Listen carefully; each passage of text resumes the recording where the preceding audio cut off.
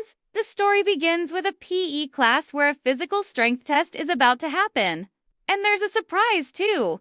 Himomura-sensei has also been invited to join the class. Hearing this, the students start whispering among themselves that Scary Sensei is following us into pay, too. But the truth is that Himomura-sensei has absolutely no confidence in her physical strength. Which is why the other teacher called her over so she could try it out alongside the students. Here we see the first test is grip strength. Is paired with Himomura-sensei. Abikura is secretly pleased. Himomura-sensei gives it her all, and the result is 10 kilograms. That's the grip strength of an average 7-year-old girl.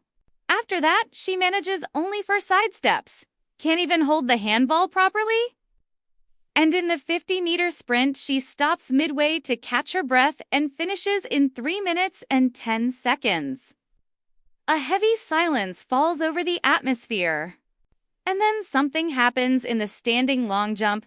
Himomura-sensei is matched against Mizuki Mukabayashi. Mizuki is an outgoing gyaro with unrivaled athletic ability. She ran 50 meters in 4 seconds and pulled off 100 side steps. Mizuki leaps a stunning 5 meters. And Himomura-sensei. She gets knocked over by the draft from Mukabayashi's jump before she can even take off. Meanwhile, Himomura-sensei is taken to the nurse's office. She is completely exhausted. Abikura sits beside her. Sensei apologizes for not being able to do the exercises properly.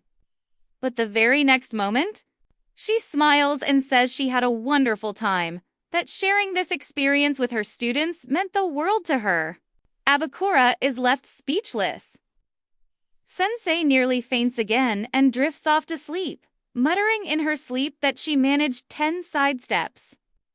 The atmosphere completely shifts. In the next scene, we see Mukabayashi talking with her friend. Friend is frightened and says that spooky, scary sensei tried to curse her. Mukabayashi puts on a brave face and says she will protect the entire class. But deep down, she is a little scared too, and quietly thinks to herself that maybe she shouldn't have assumed sensei was scary without thinking it through.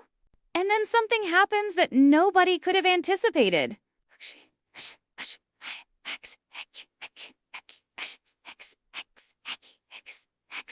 What she sees leaves her eyes wide open.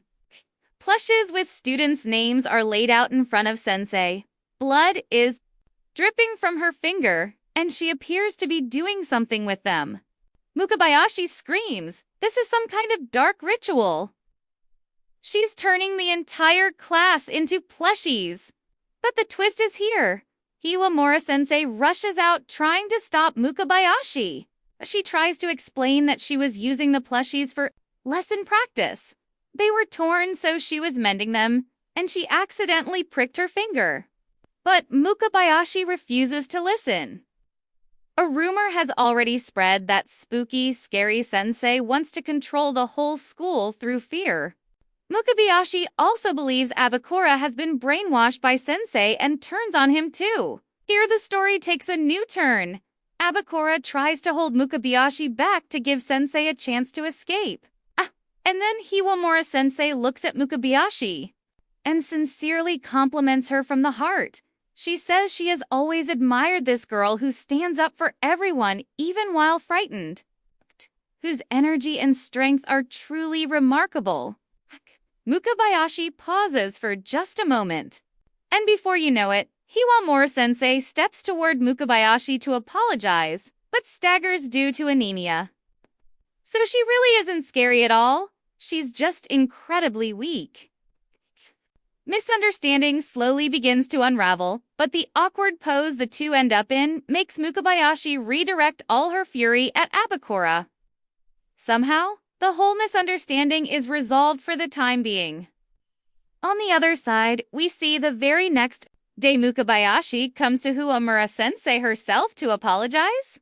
She now understands that sensei is not scary at all, just a hardworking and physically fragile person.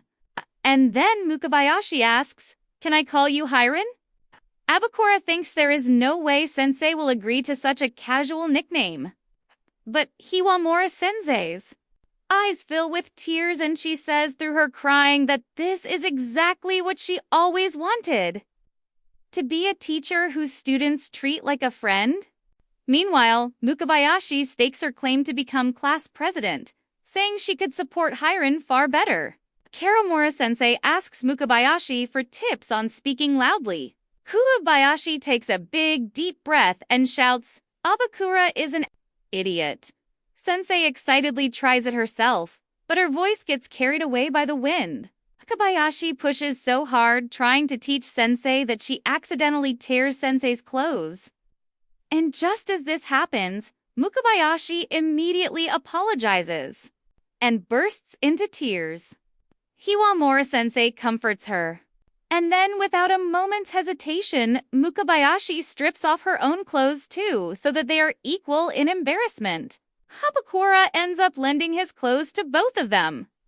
All three are standing there in their underwear, and Hiwamura-sensei smiles and says it feels so lively and fun with the three of us together. Abakura thinks to himself, how is this what Sensei is thinking about right now? But the real story is still not over after this. Mukabayashi starts joining the after-school class admin meetings too.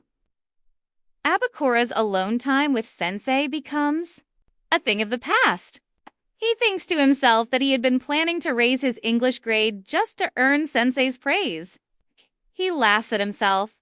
On the other side, we see Abakura's older sister Akemi, who absolutely adores him, comes home for a visit. Abakura tells her that ever since a strange homeroom teacher arrived at school, things have become a lot more fun. Akemi is happy and says as long as he is doing well, she is content. And then the moment arrives that nobody could have predicted. There is a knock at the door. Kimi answers it and brings in a cute young woman, starts feeding her soup and letting her rest in her lap. Abakura comes out and Hiwamura-sensei. She is right there. It turns out Sensei has just moved into the house next door. Abakura's heart cannot stop pounding. From here, everything changes. Hiwamura-sensei panics and talks about moving out immediately, but Akemi shuts that down in an instant and makes her promise she will stay. Sensei agrees. When Akemi finds out Sensei is not eating properly, she invites her to have meals with them. She sends Abakura to his room so she can pamper Sensei in peace. And then suddenly Akemi calls out to Abakura. Coffee has spilled on Sensei's clothes, and Akemi has already suggested she take a bath while she is there. On top of that, Akemi casually suggests all three of them should bathe together since high school students are basically still babies. Hiwamura-sensei, thoroughly confused, slowly starts to agree that perhaps this is simply what teachers do for their students. And this is the moment when Hiwamura-sensei turns to Abakura and asks, "Abakura-kun, shall we take a bath together?" Abakura does not hesitate for even a second. No thanks. Kami laughs and calls him shy.